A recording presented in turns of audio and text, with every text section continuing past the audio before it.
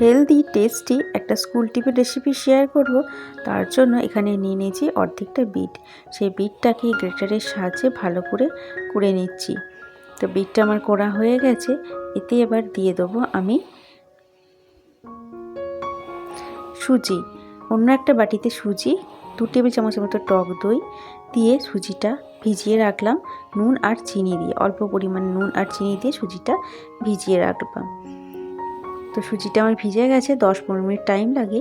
এতে 1 টেবিল চামচের মতো ছাতু দিয়ে দিলাম পেঁয়াজ কুচি, টমেটো কুচি, ধনেপাতা কুচি আর কাঁচা লঙ্কা কুচি। তার সাথে এই বিটটা যেটা গ্রেট করে রেখেছিলাম সেটাও দিয়ে দিলাম।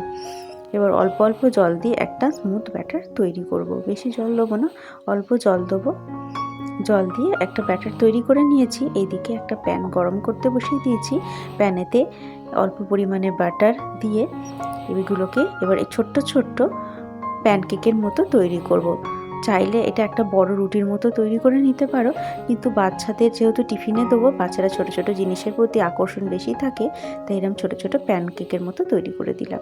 এক পিঠটা হয়ে গেলে উল্টে দেবো, অপর পিঠটা হওয়ার জন্য এইভাবে উল্টে পাল্টে এটাকে একটু সুন্দর করে ভেজে নেব।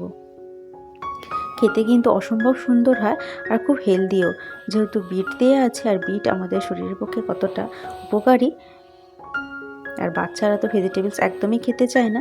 তো এইভাবে হেলদি টেস্টি টিফিন বানিয়ে দিলে তারা স্কুলের টিফিন বক্স অবশ্যই খালি করে আসবে। অপর দিকে আরেকটু বাটারে দিয়ে এটাকে এপিট ওপিট করে একটু সেঁকে নেব। সেঁকে নিলে এবার এটাকে একটু ঠান্ডা করে স্কুল টিফিন বক্সে ভরে দেবো। ভালো র্যাপারে র্যাপ করে এটাকে দিয়ে দেবো।